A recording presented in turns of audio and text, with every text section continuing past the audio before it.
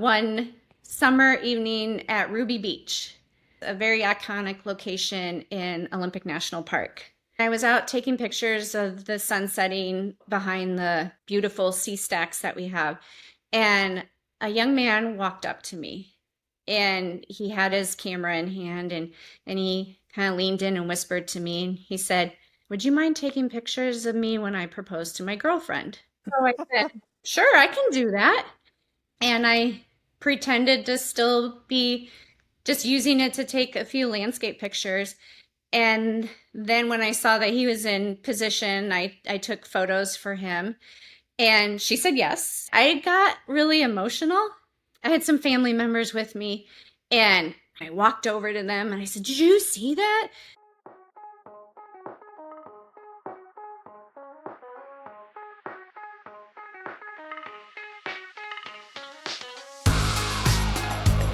Hey everyone, welcome to episode 418 of F-Stop, Collaborate, and Listen. I'm your host, Matt Payne, and this week I'm joined by Stacy Garfield, a talented elopement photographer with an incredible story. Stacy made the bold decision to leave behind a career as an aerospace engineer to pursue her passion for capturing intimate, adventurous weddings in some of the world's most beautiful locations. In this episode, we dive into Stacy's journey, her insights on elopement photography, and the challenges and rewards of working in this unique niche. From navigating permits in national parks to incorporating night photography into her sessions, Stacy offers a wealth of knowledge for photographers and adventurers alike. Before we get started, I want to take a moment to thank our newest Patreon supporters, Mark Hergen, Alex Berger, Anders Norstedt, Gail Scott, and Courtney Griever. Your support helps to keep this podcast alive, and I'm so grateful for your generosity. If you'd like to join our amazing Patreon community and help me continue bringing you these conversations, head over to patreon.com/fstop and listen. Every contribution makes a big difference. Now, let's jump into my conversation with Stacy Garfield and learn more about the art and business of elopement photography. Okay, Stacy Garfield, it's great to have you on the podcast. Hi, Matt. Nice to meet you. You as well. Thank you so much for all of the back and forth over email and for being a supporter of the podcast. I really appreciate all of those things, and it's great to finally virtually meet you. I know it's really nice too. I've loved the podcast. You kind of get me through a lot of my long drives. So I hear that a lot, and I think that's kind of how a lot of people listen, is they'll kind of save them up and then they'll listen to them like 4 or 5 in a row, which makes it kind of fun. yeah, it does. Well, Stacy, for people who aren't familiar with you and your photography, why don't you go ahead and tell us a little bit about yourself? Sure. My name is Stacy Garfield. I live in North Bend, Washington right now. North Bend is about 30 miles outside of Seattle. And most people may actually know it for Snoqualmie Falls, which is the most visited waterfall within Washington. We live about 10 minutes from there. And this whole area is called the Snoqualmie Valley area.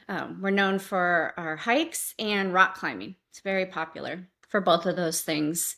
I have been doing photography professionally for about, 6 years now. But before that, I was an aerospace engineer. I guess I still am always, but I did aerospace engineering in Colorado, Denver area for over 20 years.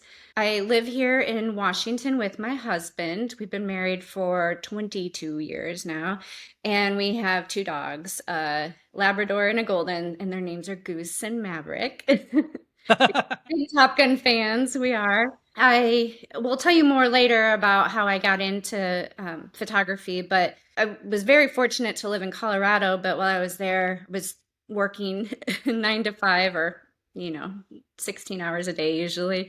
So it was hard to really do a lot of photography, but having moved to the Pacific Northwest, I just fell in love with nature again and with my camera. And so that was really the impetus for starting the business. And correct me if I'm wrong, I think I saw that you do triathlons. I did in Colorado. I I haven't done any out here in Washington, even though there's so much more water. It's more of the open water and the cold water. So I haven't done a lot of the swimming, and I just got so into hiking that I was doing more of that. And then of course road riding. So I still ride my bike, but haven't done any triathlons out here yet. Gotcha. Okay. Well, maybe that'd be something you could do in 2025. Yeah. I would love Yeah. that. Yeah. Awesome. Well, as you alluded to, I would love to hear a little bit about how you got into photography. Sure. Well, I've always had a camera ever since I was really little.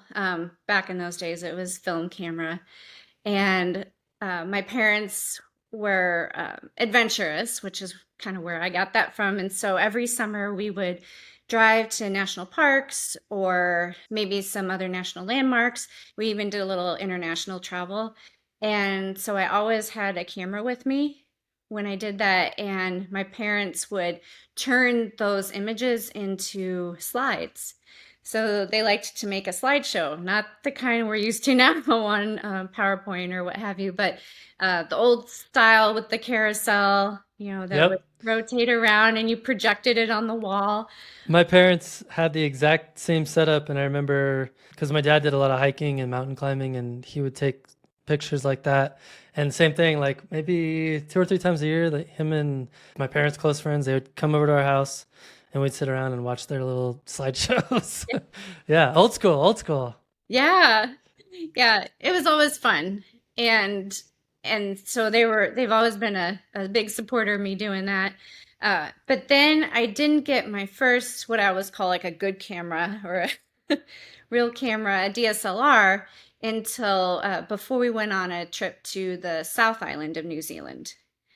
And so I knew I wanted to take some better pictures while we were there, but at the time I didn't understand that I needed to shoot in RAW.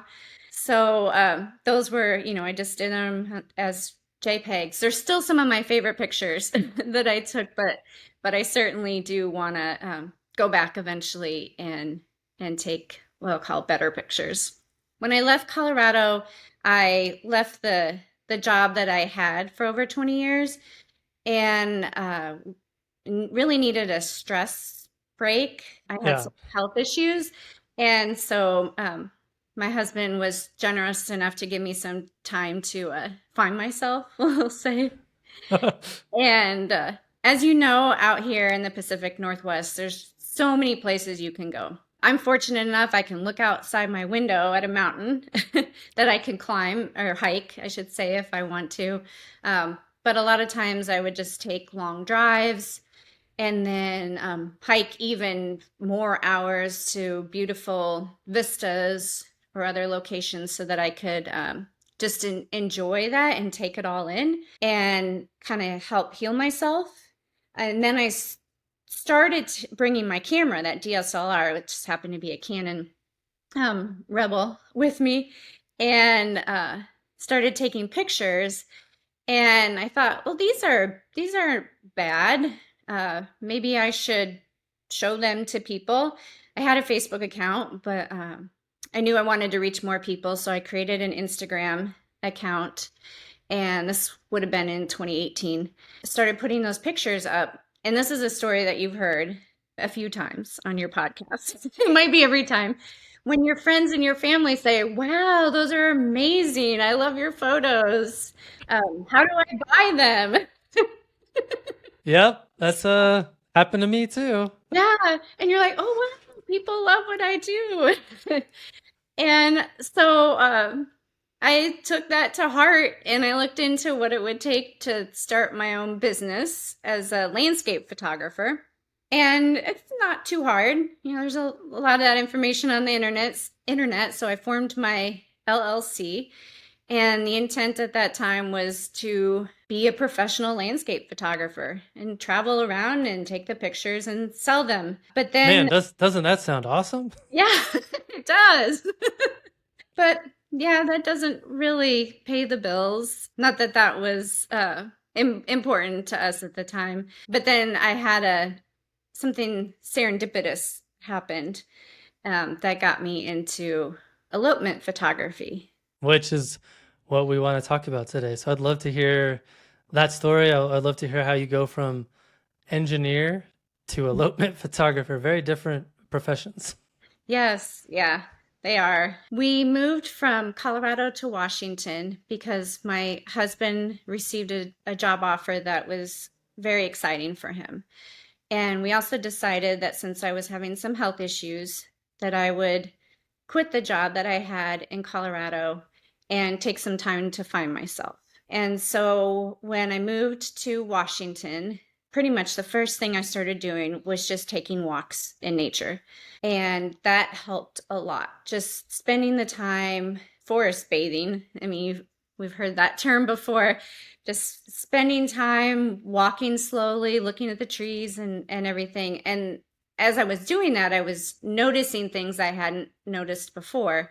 So I started bringing my camera along when I would do hikes and taking pictures of some of those details, and also going to beautiful vistas, or hiking out to the points on the ocean just so I could see watching the sunset.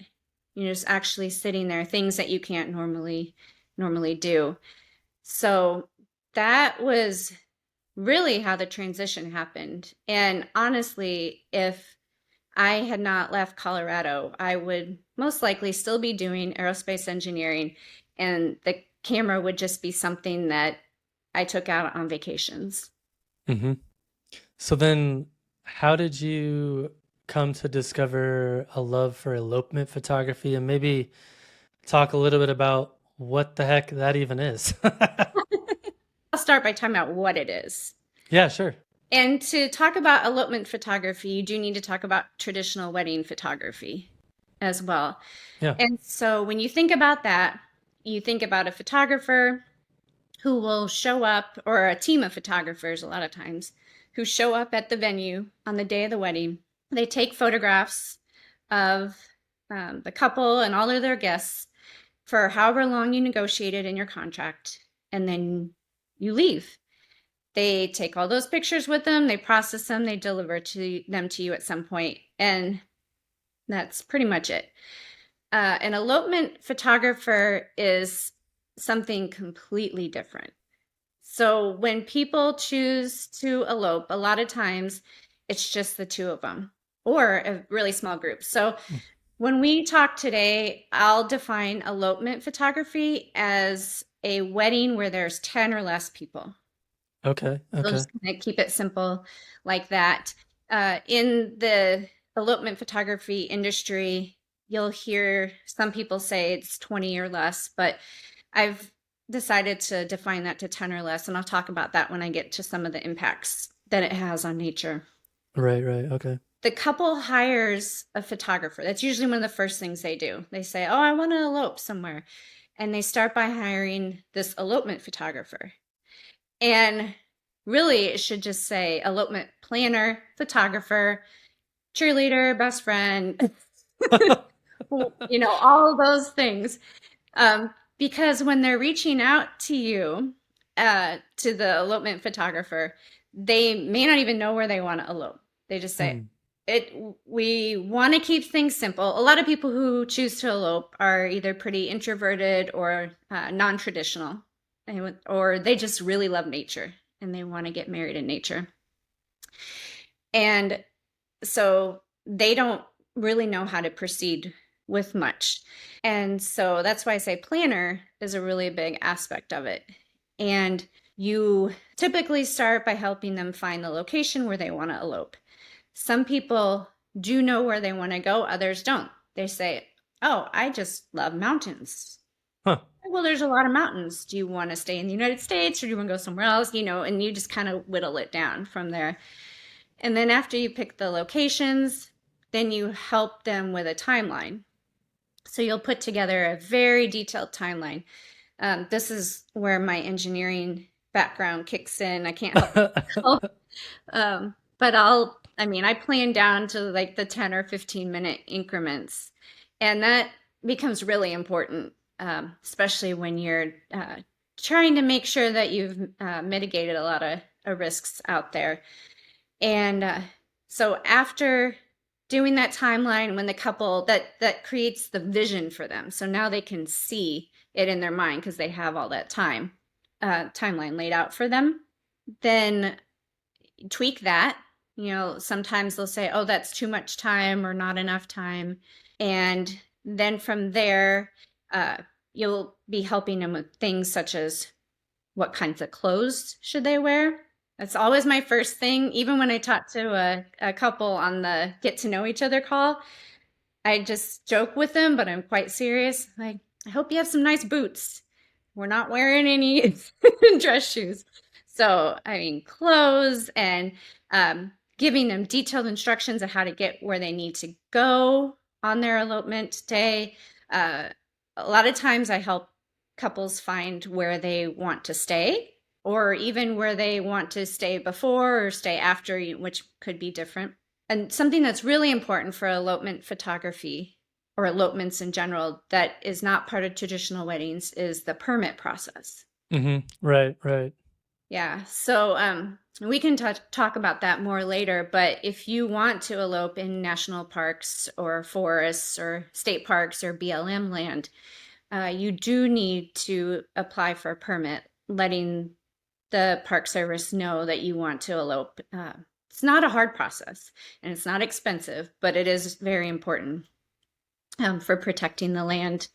And I suppose similar to workshops, depending on the location, it's probably a slightly different process or different paperwork or similar paperwork, but other, like it's not the same for every national park. So I'm assuming for elopement, there's idiosyncrasies for every location. Yes, I know. I wish it was the same, but it's Yeah, not. Not at all. yeah. It doesn't make sense, but all good, I guess. Yeah, yeah. Yeah. Some of the other things that are important helping couples with is weather, especially out here in the Pacific Northwest. A lot of people choose to elope in July, August, and September because those are the beautiful months, right? But then there's a lot of people who like the moody weather and choose to elope at times when it's quite rainy or could be snowy or something. And so it's important that I help them understand what the weather conditions are and how that'll affect their day. Other things to know and really be strong in for elopement photography are the leave no trace principles and being wilderness first aid certified. And why is that? Well, for leave no trace, because of the importance of where we are in nature. So when we go to any of these places, we want to leave them better than we found them. And some people have never been to a national park, even though they want to be there on their wedding day, they've never been there before. And they don't understand that stepping on a wildflower, for example, means that you just killed it for 10 or more years. Or if you're in Yellowstone trying to get close I to was the gonna end. say, Yeah, like, excuse me, sir, please don't try to ride the bison. That's not an amusement ride. no, no. So I actually have a guide that I give all my couples early on, and it talks about what all the 7 principles are for leave no trace and why we're going to follow those on their elopement. And then wilderness first aid training is important because you could be out on an 8-mile hike on, it doesn't even have to be hot, but we'll just say if it's a hot day and they get dehydrated, what are the things that you need to do to help them? Because you want them to still be able to enjoy their elopement. Or if they twisted an ankle and you need to get out, I always carry the Garmin InReach with me, Sure. and most of us do that as elopement photographers. So you've probably figured out by now that when I talk about elopement, I am talking about being in nature and being out in it. There are certainly elopements where people go to a courthouse and get married, and I don't mean anything against that, but those aren't the types of elopements that I do and that I'm talking about today. Yeah, no, that all makes sense. I was a little surprised that you said that there's a lot more expected on the planning side of things. I've always, for whatever reason, had the apparently the misconception that people that are wanting to do an elopement wedding have like already figured out most of that stuff, and they're like, oh, we need someone to take the pictures, so let's find somebody who's in that area who will do it for us. So I'd be curious, is that like an industry standard, or have you found that it's kind of like it just depends on the couple kind of a thing? It depends on the couple. And industry wise, I have developed a pretty strong network amongst elopement photographers and ones who've been doing it for a little bit longer. And we've set a high bar for ourselves in wanting to provide a good experience for our clients. So these are why these things that I've mentioned are important. There are absolutely people who have everything figured out in their own mind and they say, "Oh, I just want a photographer." There are other people who have a photographer and they bring them with them to the location. But Oh, interesting. yeah, and those sometimes we call those destination elopement photographers. Uh, Okay. Yeah. that's kind of a big debate topic in the industry of elopement photographers. And that's why a lot of us specialize in certain areas because we do become the experts in those areas. And so when you bring in somebody from the outside who doesn't understand things as well and doesn't treat or respect that area as well, it kind of hurts because we feel that the couple maybe didn't get the best experience that they could have.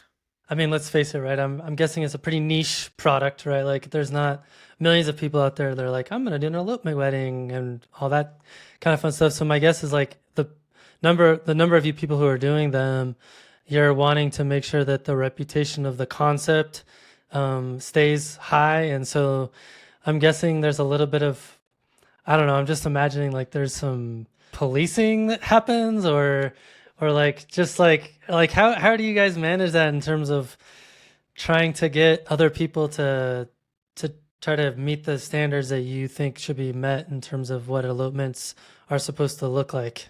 There's a few educators who take that on personally and have done a really good job of reaching out to the industry of photographers in general and talking about what creates the best type of experience for the couple. And then ultimately, it comes back to you on the photographer too.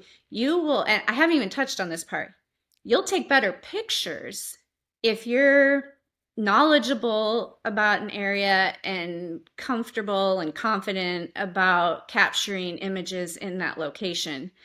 And then all those other things that I've touched on about leave no trace and being well prepared and helping people. It's it also kind of gets to the client experience because some people in the end don't even comment on the images that you took. It's such an intimate time Yeah. for people that how you make them feel is as important as the pictures that you take. Hmm. Yeah. No, that makes sense. And I'm guessing just like in other areas of photography that you get some people that hear all of this stuff about what other elopement photographers have established as best practice, and they're like, well, I'm going to do it my way and you can't tell me what to do. And so how do you guys deal with that friction? I try not to get into it too much, but there are people who will certainly call you out, especially on Facebook or Instagram. So a few different cases pop to mind. If somebody, if an elopement photographer or just a photographer in general posts pictures of people, of a couple on their wedding day, on, we'll keep talking about, we'll use wildflowers as an example, or Mm, in the desert. If people see that they're standing on land that should not be stood on or trampled on, you'll get a lot of comments about that. There was a big story that happened in late 2023, and it was in Moab, Utah. It was on BLM land. There was a couple who had gotten a permit for their wedding or their elopement, uh, and they brought tables and chairs and this huge big setup to the area. It was by Castleton, if you know where that is. I do. And so their elopement photographer was there with them and saw this whole thing. They had their wedding and then they just left everything. The tables, the chairs, the trash. It was everywhere. And so with that, that information went rampant through the elopement photography community, certainly causing a very negative blowback on the photographers. But then Right. also people use that as a teaching moment to explain to people, well, sure, you got a permit, but the permit only allowed you to have 10 people and, no setups. And then you proceeded to do all this and not clean up when you were done. And that's just not what we do. So there's a lot of calling out in social media or just public places that will unfortunately negatively impact some people sometimes. A lot of other times, this is what I choose to do, is if I see somebody out when I'm out and they may be doing something that's not quite right, like maybe playing loud music and on public land, which you're also not supposed to do.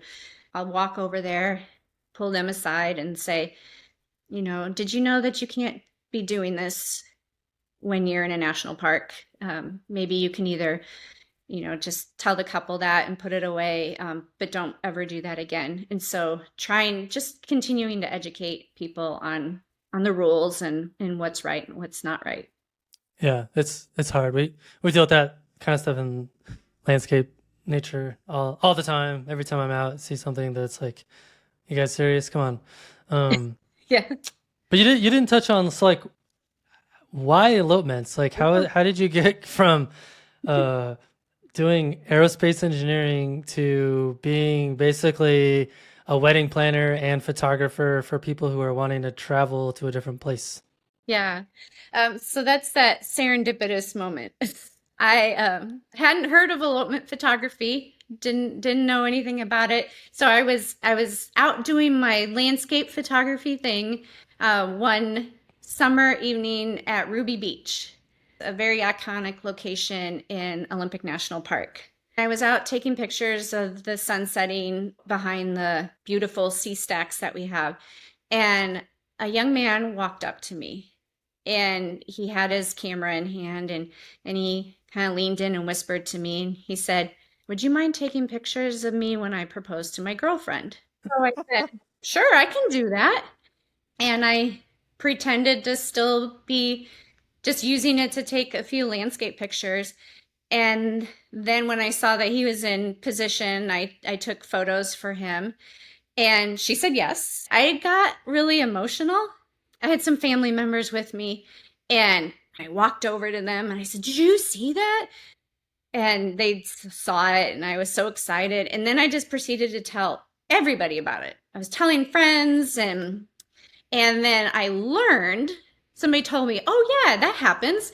And so at the time, most of my friends were still in Colorado. And one gentleman told me, he's like, yeah, I've seen people do that up on the mountains, especially like in Breckenridge or Aspen or something. He said there'll be a photographer hiding behind a tree, and then they pop out and they take pictures of this couple.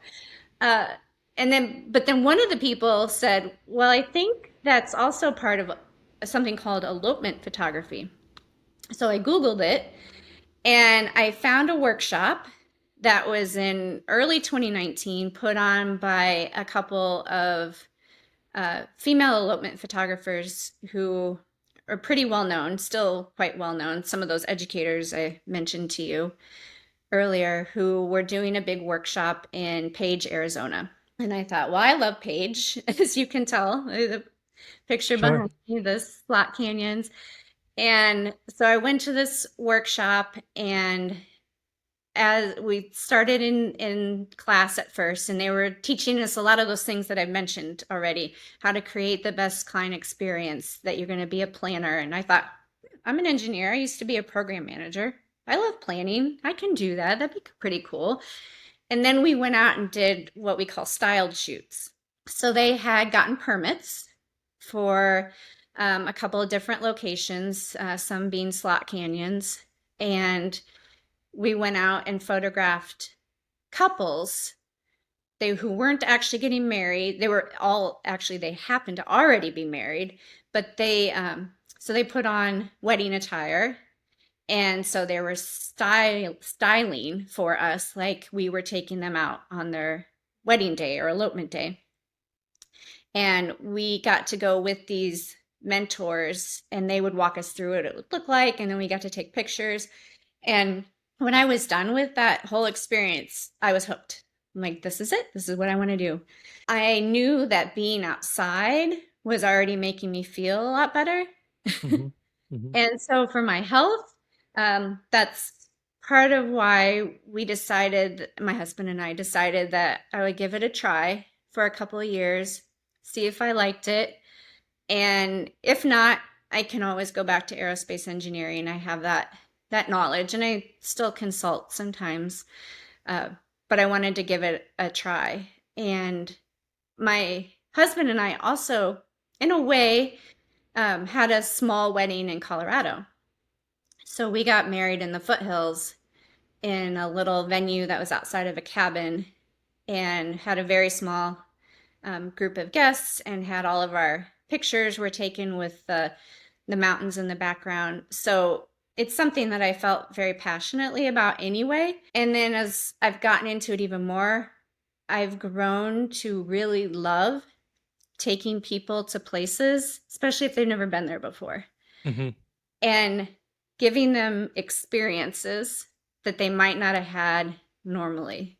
And that means even more to me.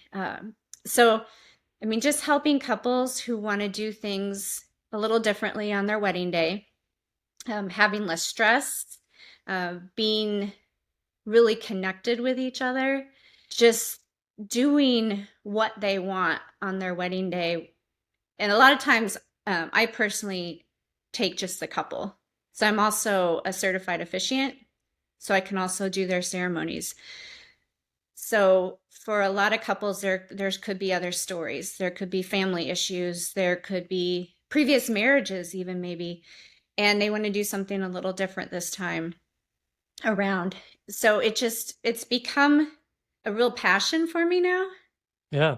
to do it, and that's why I'm continuing to do it, because everybody who I've met along the way has really touched me, and I hope that I have helped them in some way in their lives as well. And so I just hope that I can continue doing it for a while. So that's really how I went from aerospace engineering to elopement photography. I love it. So let's talk about how you actually got clients. So, 2019, you're like, this is it. This is what I want to do. This is amazing. I love this. I'm guessing that you didn't just like snap your fingers and all of a sudden you had like a calendar full of elopement weddings that you had your whole future planned out. Like, I'm guessing it took a tremendous amount of effort and thought and planning and marketing and a marketing plan. Walk us through kind of the highlights of how you were able to book your first clients and then continue to book more clients into the future. Sure. Well, my first client was a family member. That always helps. Like a little less nervous, can Yeah, demonstrate that you can actually do it. Yeah, okay. yeah. It was a cousin of mine, and it was around the time that COVID happened. So that was interesting. Elopements really blossomed after 2020. Makes sense. Yeah. And so that did help a little bit, but there's a few things that were essential to getting your name out and becoming well known, or I shouldn't, not well known, but just becoming known for doing elopement photography. And the first really has to be with SEO, search engine optimization, creating a website and doing that the best way possible so that people can find you from all over the world. I still, when I look at my Google search console every week, that I still check to see what people are looking at and everything, I can see that I have people from Canada or China or Germany, places all over that are still searching on Washington elopement photographer to find people out here because maybe they want to elope or at least get inspired by it. And it So, helps. It helps that those are some like already naturally like long tail keywords where it's like your niche is the long tail keyword, which is pretty nice. yeah. So I talked about some elopement photographer educators. There's this great group of SEO for photographers educators as well. And that was the second group that I joined. After joining the photographer educator group, then I joined the SEO one. And I honestly didn't know what SEO was or what it Right? stood for in 2020, early 2020. I had no idea. I didn't even really understand what happened when I Googled something. Didn't understand the algorithm and all that. It's magic, Stacy. It, well, it is kind of in a way. I'll still tell you that today. Uh, but yeah, figuring out your keywords, figuring out how to create a quick website. Speed is very important, as well as what keywords you're using. Um, Making sure you don't use keywords to stuff things, but writing things genuinely so that Google can tell you're a real human and that you're really trying to provide real education for people. Um, Making sure your photos are sized properly so that again they'll load correctly on both um, your computer or your cell phone. I mean, just all those things. What types of things you should put on your website so that people know when they're scrolling through that you're a real person. And so, as part of that as well, you have to create images to show, because you are a photographer. So, you need to show that you can take good pictures. Because when people are originally looking for a photographer, that's kind of what they look at. Right. And so that gets at the styled shoots. So, SEO being extremely important, but then also having photos of the types of people that you want to photograph and in the locations that you want to photograph. So you Hmm. have to think about, do you want to be, this is where we niche down even more, I'll say. Are you a supporter of LGBTQ couples? So do you want to show content with those types of couples in them? Do you want to just focus on a certain area, or would you like to show that you can travel all over the world? So you need to have work with couples in those locations to take pictures, those styled images of what that looks like. And then, of course, as you get the experience, you can replace those styled photos with real images that you took of real couples. But it's kind of like a uh, vision board or something in a way, because it's funny how when I look back, some of those styled shoots that I did, I was able to take couples to those locations, and I have almost the same kind of image, but of a real couple now, because they saw that and said, "Oh, I really want to see the sunset on Mount Shuksan from Artist Point in Mount Baker." That's a really popular one. So, When you or say you say styled shoots, so I'm envisioning like if you haven't been already doing a lot of what elopement photography or things like that, like you're actually like putting out there first, like it's like a baby step where you're maybe doing like, hey, I'm gonna offer a service where I'm gonna like take pictures of people at these locations and then photograph them in the style that I'm going to then use to show people what it's gonna be like for their elopement. Are those paid shoots or are you hiring models? Like what's that look like? it can vary. A lot of the times when you start out, you're probably asking friends, maybe friends who have gotten married recently, so they still have their wedding clothes. Hmm. And I should caveat, not everybody elopes in wedding clothes. Sure. or traditional. So that then it gets at who are you trying to attract. It's out here in the Pacific Northwest. It's more popular for brides to wear black wedding Hmm. dresses, as an example, or some other type of color. Again, that moody twilight vibe. So a lot of times you'll recruit some friends. There are some companies that rent dresses, wedding types of dresses. There are certainly wedding dresses that are better for elopements than not. Shorter trains, all that kind of stuff. Uh, Hmm. Right. there can be some nuances in there as well. But then if you're going to there also are groups of people who put on styled shoot workshops. And so Oh, they're sure. they're not necessarily teaching you anything, but they are setting up these styled shoots for you. So those are paid things. So you're paying the person to put together the content for you. You're also contributing to whatever permit they had to get in order to do that. So all the places we would go, national parks, state parks, national forests, BLM lands, you do need it's a more expensive, a little bit more restrictive permit for these styled type of shoots. And then the couple is getting paid as well.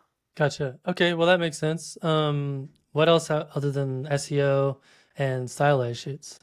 Those are kind of I guess technically I keep forgetting to talk about cameras and your gear.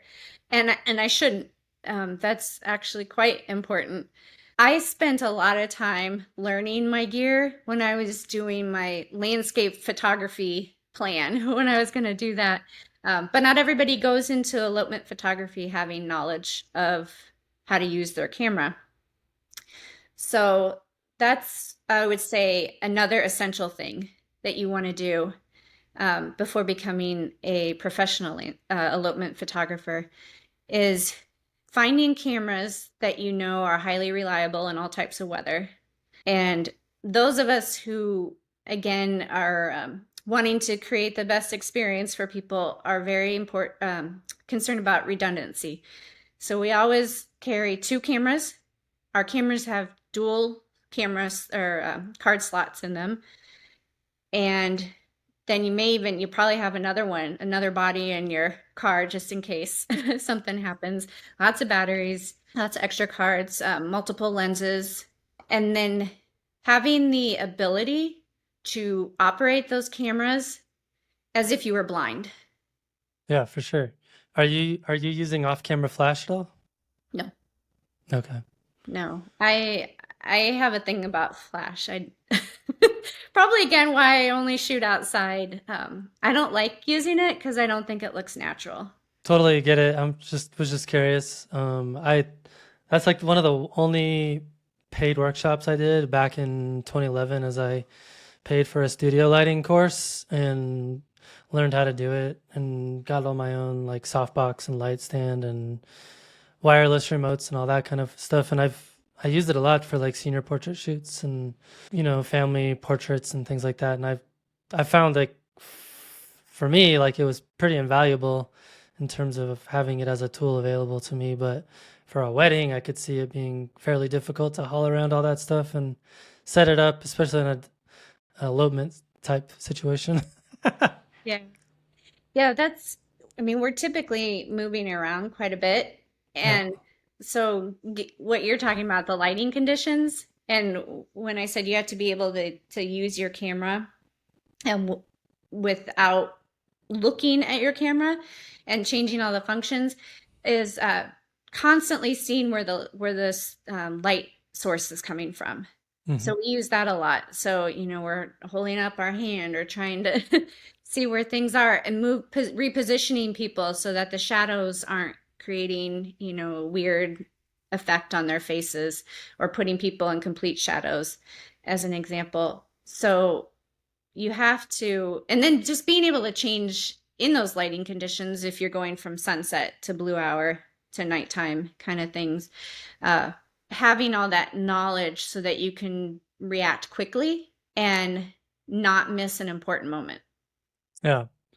So one of the things I wanted to ask you about is all of the different things in my mind that I can see going wrong with elopement photography. How do you mitigate all of the different things that can go wrong? I mean, there's weather, there's, you show up to a location and maybe there's something about it that's not quite ideal. I mean, these are the kind of things that we deal with on workshops all of the time, but I'm guessing in elopements, there's even more issues, especially given the fact that you're doing elopements at only a small handful of states, like you're not doing it everywhere in the world. So how do you mitigate some of those risks? So it's impossible to mitigate all the risks, as you mentioned, but it comes down to being experienced and just being extremely prepared. So it's part of that meticulous, endless planning that we go through, just like you do on a workshop, thinking about all the things that could go wrong. I like to start by asking my couples to pick backup locations. And so when I talked about helping them pick locations, so they may say, "Oh, our ideal spot is X." And then I ask them, "Well, if you couldn't have X, what are the other two options that you would want to have?" So I even create timelines for plan B and plan C. I keep those to myself, but I have had to use them because as in nature, it can be weather, it can be landslides, closed a road, which just happened out here, uh, it wildfires, snow, whatever. There are all those things that can happen. So the first thing is having those backup plans. And So I'm guessing that you have a laundry list of suggestions for people. yes, yes, I do. Yeah. When I haven't really talked about it, but when I first meet couples, I talk to them just to get to know them. Like, who are they as a couple and who are they as people? What do they love to do together? And if they're avid outdoors people, which quite usually they are, what are places that they like to go? And so I have that knowledge already. And so when I'm talking to people, they're all these things are going off in my head. I'm thinking, oh, there's this, there's that. Right. And usually things will start falling into place for that first option. But then I'll provide other options for couples. Sometimes I make it too hard for them. They say, oh, well, now we have no idea what we want to do. I'm like, but that's okay because we can go here. And then if we have to go there. Uh, so, yeah, so that's part of why I find it important to be really experienced in a certain area because you do know that area very well and you know what places will be good options if their first pick isn't available. Mm-hmm. Makes sense. Yeah. So also just being flexible. So something else that I do is when a couple books me that say they'll pick January 1st as their elopement day, I will reserve a day or two beforehand and a day or two after. And I block them out and I don't schedule any other elopements at that time. And we have had to be flexible. Airlines get canceled, Yeah. cars break down, Yeah. crazy weather moves in that would just completely ruin everything. Yeah. Yeah. So one example is it was a fall elopement in Washington and it was later in the fall and so the rains had started coming and they were going to be going to two different locations. They were going to have their ceremony in the morning at a nice flat area by an alpine lake and then they were going to adventure by a waterfall in the afternoon. Well, it was going to rain really hard that afternoon. So I said, well, this that not safe because to get to the waterfall you have to walk down this steep little trail and even with trekking poles people could slip or fall or something.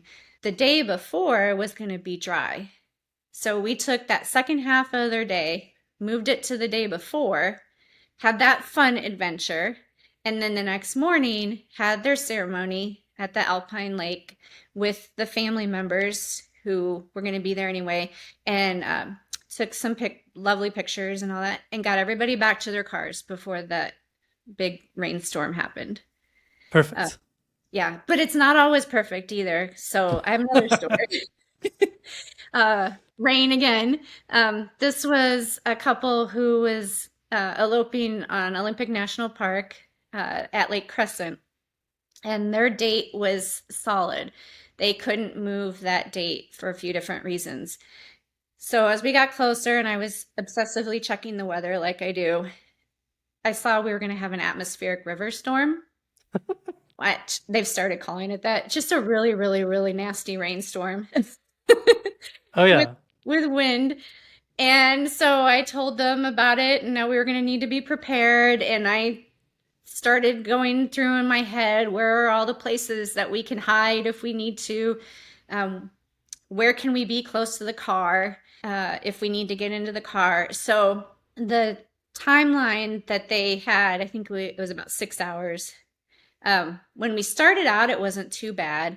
So I have this magic bag that I keep in my car that I have all sorts of stuff in, like extra socks, dry socks if they need to change socks, hand warmers, toe warmers, bobby pins, Tide pins for your clothes if you need to get out stains or anything. But the most important thing, and something that everybody who's had to use them loves them, is clear umbrellas. Hmm. So that's pretty important to have out here. So this couple had their clear umbrellas that I loaned them for their ceremony, and they were able to enjoy that. And that part wasn't too bad, just a little rainy. But then the wind started coming, and so it was a time that's not busy. So at Lake Crescent, there's the lodge there, and so we were able to go on the porch of the lodge and sit there, and they had their cake and we just sat there for a little bit and watched things, and then warmed up in the car, and then went on a little hike, took some pictures in the rainforest, which are always beautiful when it's rainy and moody like that. But then and then just kept taking little breaks so that they could warm up and feel more comfortable. We also cut a few things out because it just wasn't going to be fun. And the last thing that we were doing was going to another waterfall that you can actually get really close to. It's real easy to walk up to. And by that point, though, they didn't want to have the umbrellas or anything anymore. So they just tossed the umbrellas when we got to the waterfall and just stood under them and just got drenched by the rain that was coming down or the waterfall. We're not sure where the water was coming from. They're not the most beautiful pictures. They've got raindrops on them and things like that, but you can see the joy in their faces and just the excitement they're having. And I've talked to them since. This was a couple years ago, and I've talked to them since, and they still talk about that all the time. And they printed some of those pictures and they show people. So I just share that story as an example of why, again, it's important to focus on the couple and what they want and their experience just as much as the pictures. It makes sense. I mean, at the end of the day, it's about creating memories and positive experiences that people are going to remember. I mean, really, that's hospitality in a nutshell, right? And it's like, I think what people have to remember, like, yeah, you have to be a good photographer, but you also have to be good about thinking about all this other stuff because that's really what people are going to remember. They're not going to remember what aperture you used or, that kind of stuff. Like, that stuff needs to be kind of just baked in, right? So, yeah. Absolutely. I know that you've only decided to offer elopement services at a few locations. How did you land on those particular locations? Experience and places that I love. And so I know that I'm going to provide a better experience for the couples. And I'm also going to give them better pictures because I'm connected to that area Mm-hmm. and I can be more creative.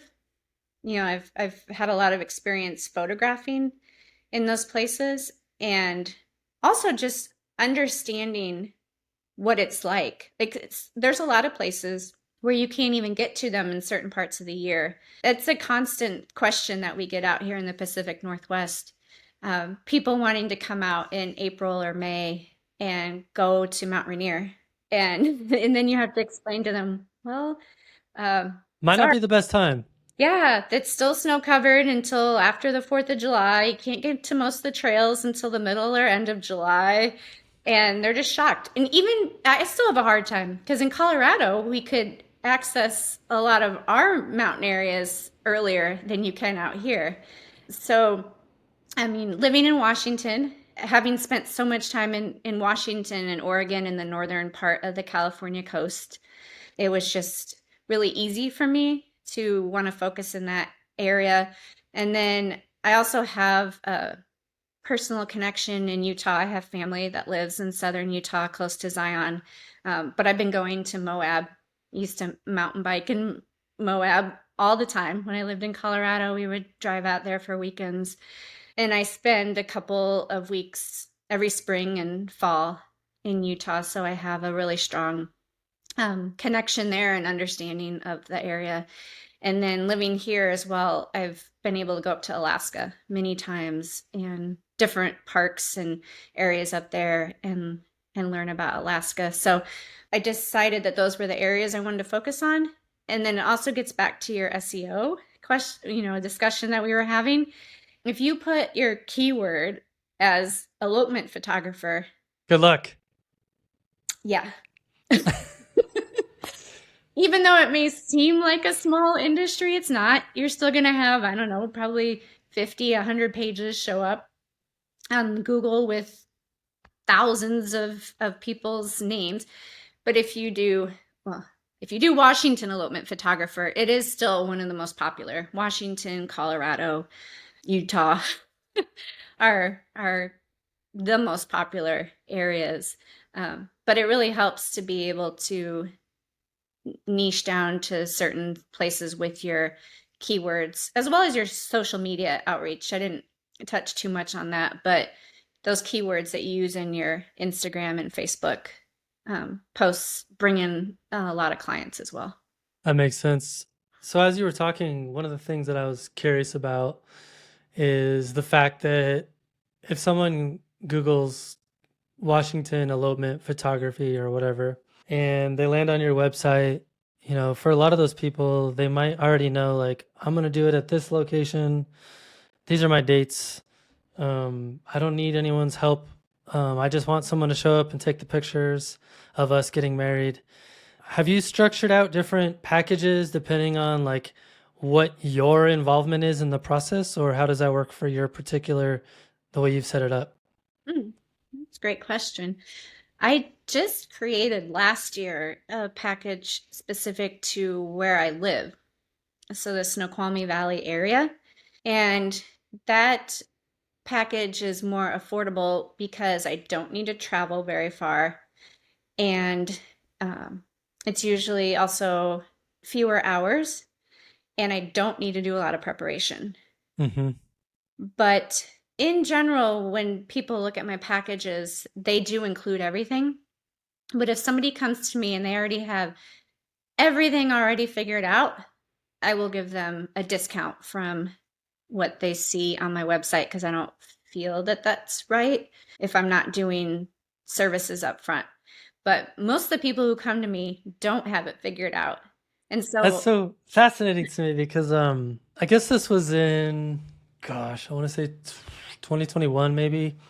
I had a couple from Denver reach out to me because they were getting married close to where I live here in Durango, and they wanted somebody to photograph their wedding, and it was like it was kind of an elopement wedding. Like it was them and like a couple family members and some friends, like maybe 10 people total.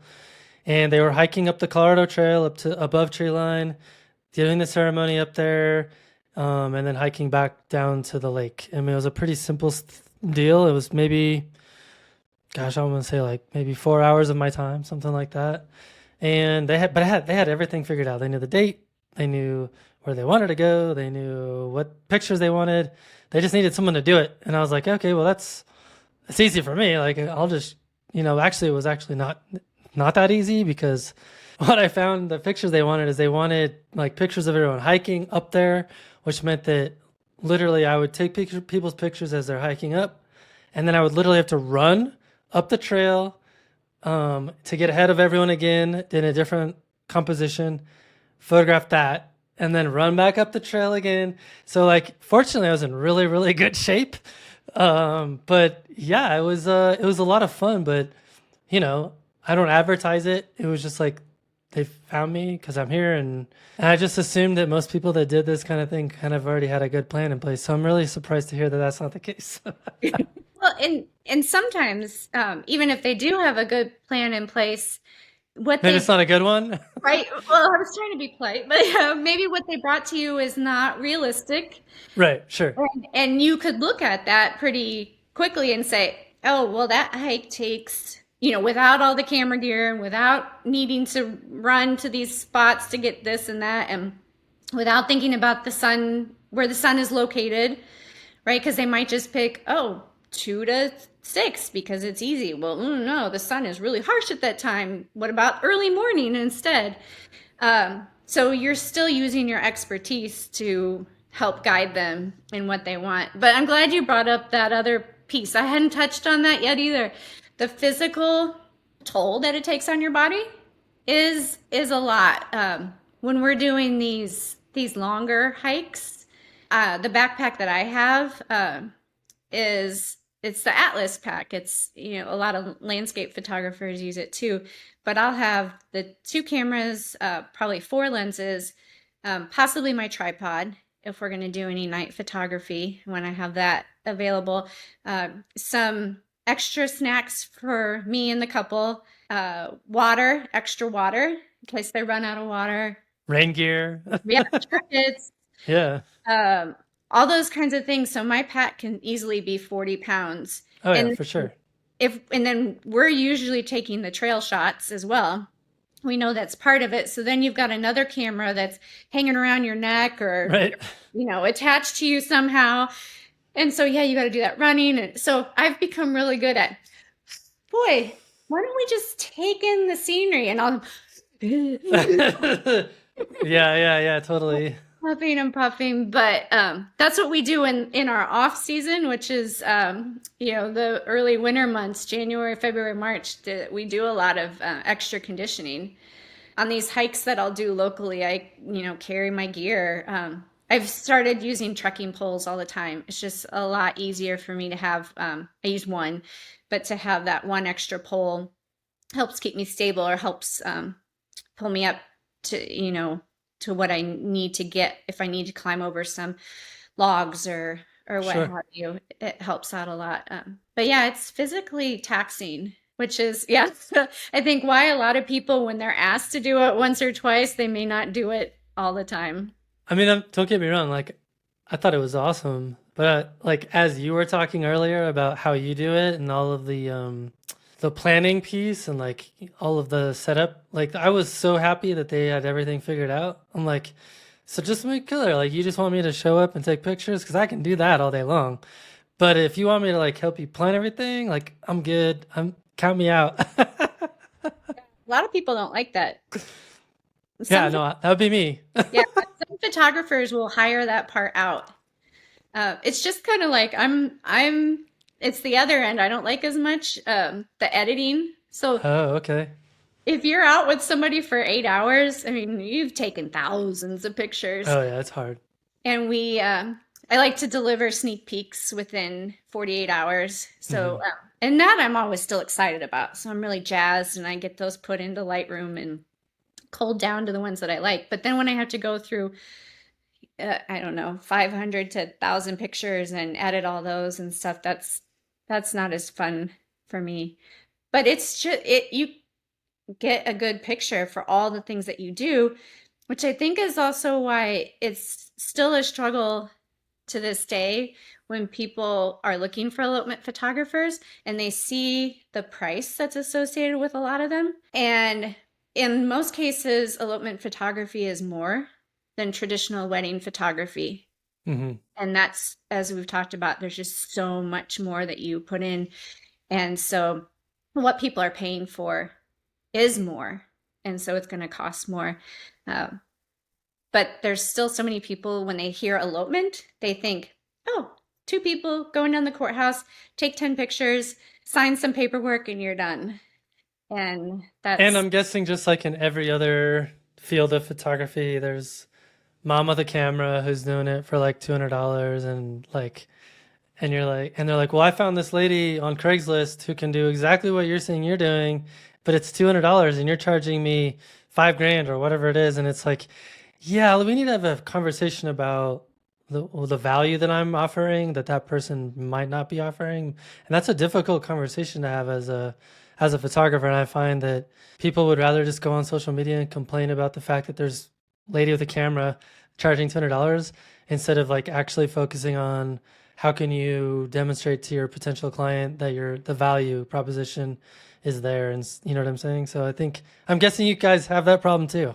yeah.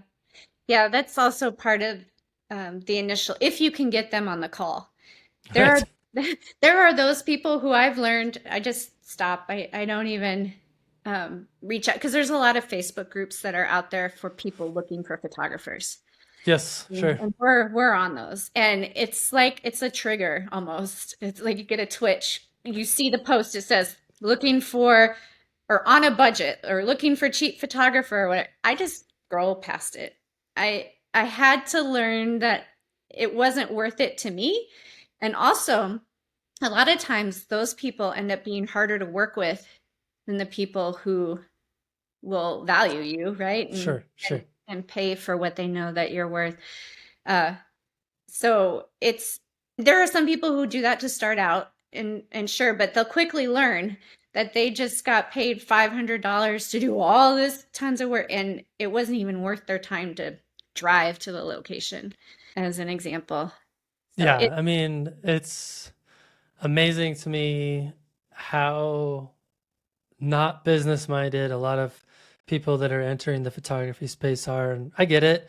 Most people that want to do it don't come from a business background. They just, started like we were talking about earlier.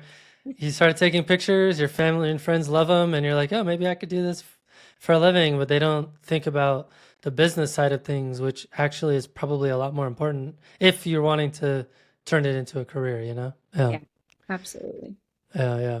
So you had mentioned that sometimes you like to incorporate night photography in your elopement uh, photography.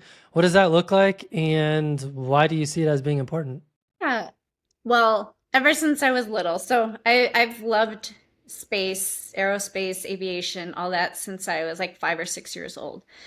So it's something that's just been a part of me. And not just the technical aspect of going to space, but looking up at the stars and thinking about what's out there.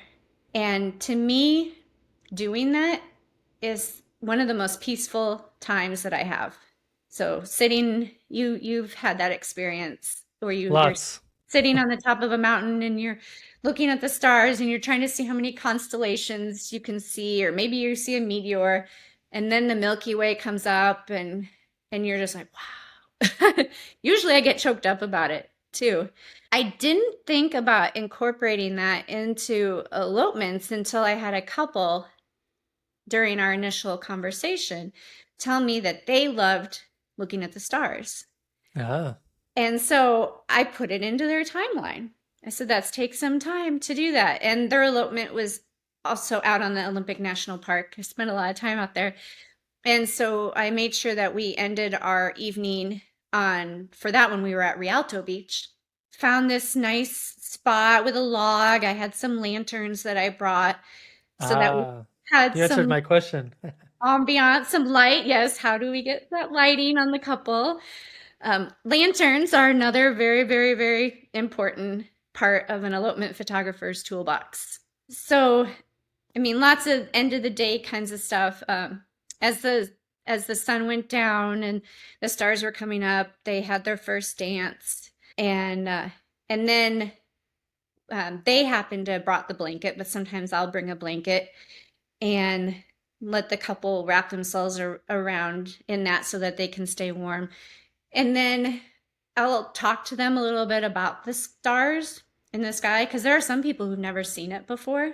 Oh yeah. They don't. They live in Yeah, yeah, places, totally. New York City. They're like, what are these? What is this? It's All wild, I these know. stars. So anyway, so having that experience with that couple, it was pretty cool too because we were hoping to see a meteor shower that night. We didn't, but we did see is this Starlink's constellation had Oh, launched of course. today, and so I'm like, what? This looks like Santa and his reindeer. What's what's happening? And we quickly figured out what it was, and then later I Googled it to make sure I was right. But it was so neat. So I just had the couple sitting on this log wrapped in their blanket. I'd set up my tripod and I had those lanterns positioned so that they were actually backlit on that case. And then I use a 14 millimeter lens, so really, really wide. And I was prepared and able to capture as those satellites went over. I just have Gotcha. to be ready. So it may not be the most perfectly composed image, but it's again one of those amazing memories that they have for him.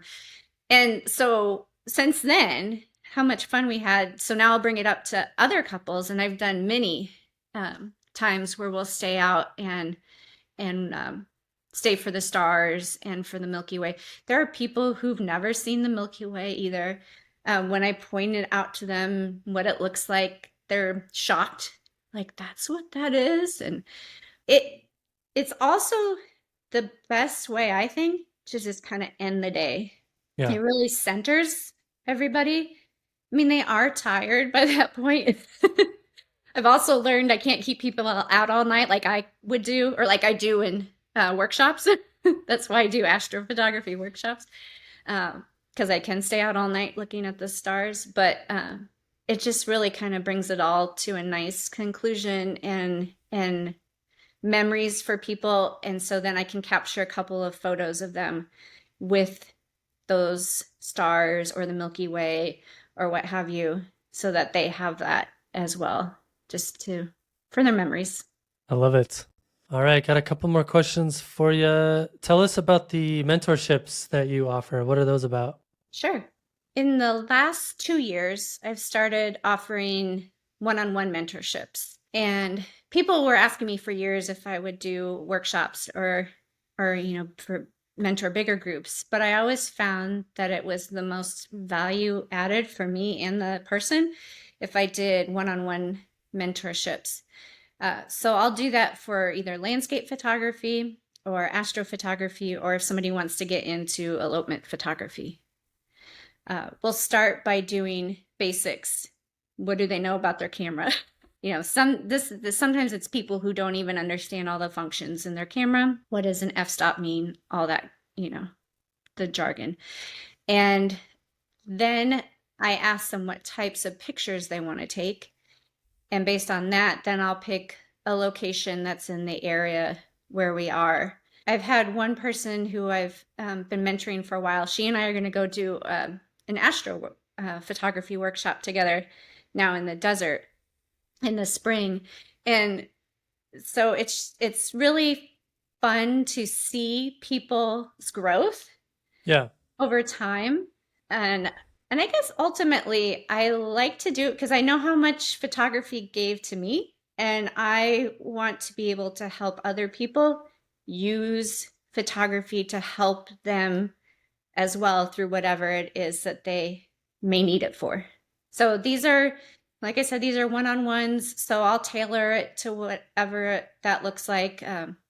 I'm creating a page on my website that'll be talking more about the different options I have. I'm also doing something locally here in North Bend this winter, doing an in-person class for some people through our arts and industry organization. And then I'll be to anybody who wants to do what I'll call in-field work. I'll take them out and do those one-on-one mentorships like I talked about. Relating to mentorship, I love what you just said about what you get out of it as well as the person providing the mentorship. And as a solopreneur, your time is valuable. How have you been able to kind of find the sweet spot in terms of offering mentorship and it feeling like it's a good use of your time financially? It's I do the mentorships usually in back to that off season comment I made earlier. Sure, that makes okay, right. That, I yeah, mean, I elopement photography in the Pacific Northwest is was gonna I say I do not a lot happening in December through April, I would guess. exactly. Even though I do have a couple this year, but um, they're shorter ones. Those are always shorter ones. So it's a great time for me to spend that time working with people and getting them ready as well for the summer months. Or that's also a great time to go to the desert when it's not as hot and not quite as busy. And so working with people out there as well to help them get their skills ready for summertime, which is usually when a lot of people go out and want to do their photos. So that's how I manage that. And I don't take on a whole lot every year. Gotcha. Okay, that makes way more sense then. Gotcha. All right. Last question. Who do you recommend for the podcast? Who are some people that we should learn more about? Sure. The people that I'd like to recommend are experts kind of in their fields and people that I've learned from. First one is Autumn Schrock, and I did find her through Instagram. She does a lot of astrophotography. She's a Sony Alpha ambassador. I haven't mentioned that yet, but I do shoot on Sony. And so I follow a lot of Sony ambassadors, and I really liked her work. Especially, she does this fun thing on Mondays. She calls them Moon Mondays, where she'll show an image with the moon over it or around it or whatever. And it's just really like her compositions. And she does a lot of online educating as well. So I think you would find her interesting to talk with. Um, Another person who I found last year, Melissa Schaefer, and she is the editor for something called the Mother Bear magazine. It's also co-sponsored or funded by Sony, uh, but she features female photographers who have stories to tell. And so the magazine, which is essentially free, you just pay for shipping. She collects these stories and pictures from people who've traveled all over the world. This is an international thing. And those stories have really inspired me to lean in more and do different things and look for different things in my photography. Another person is Dan Zafra, and he is the photographer and co-founder of Capture the Atlas. He does a lot of astrophotography workshops and is really experienced. And so I think you'd have a fun time talking with him about all the places where he's traveled across the world and the really amazing, he does a lot of Northern Lights photography. Yeah, So that's something I've gotten into in the last couple of years, and I love that. it can That's be fun. It can a also whole be nother, frustrating. and can be very cold, yeah. And James McGivern is another person. He's a deep space astrophotographer, and I met him on a workshop in Monument Valley this past year. But he does deep space supernova kind of photography. He's astrophysics, really into that side of discovering things that are happening in deep space through photography. And then the last person is somebody who's local to the Pacific Northwest, Deb Hayer. She's somebody early on who reached out to me and was really kind to me. She helped. There's not a lot of female landscape photographers in the Pacific Northwest, or at least not a lot that are known. And she is very well known and respected and very willing to help women who are starting out in photography. And so she's got tons of experience traveling as well and doing landscape photography. Love it. Yeah, I've been following Autumn for a long time, and I'm familiar with Dan and Deb as well. So those are Those are great. Thank you so much. Yeah. Well, thank you so much. This has been really fun. And I think we could do maybe like a bonus episode on blogging and SEO and how it drives clients to your website. But before we dive into that, I just wanted to thank you for coming onto the show. Thank you, Matt. I appreciated it. Of course. Thanks for joining me for another great episode. A huge thank you to Stacy Garfield for sharing her inspiring journey from aerospace engineering to elopement photography. Her insights into this niche, her thoughtful approach to capturing intimate moments, and her dedication to mentoring others makes her story one to remember. Before we go, I want to remind you to check out Stacy's Mentorships if you're looking to grow your own photography business. You can find more about her work and offerings on her website. Just check out the links in the show notes. Also, if you haven't already, be sure to subscribe to my newsletter at mattpaynephotography.com or check out the link in the show notes. It's a great way to stay updated on new podcast episodes, photography tips, and industry news. Finally, if you're enjoying the podcast and want to support what I do, please consider joining our Patreon community at patreon.com/fstopandlisten. Your support not only helps to keep the show alive, but also allows me to continue sharing meaningful conversations with talented photographers like Stacy every week. Thanks for stopping in, collaborating with us, and listening. See you next week.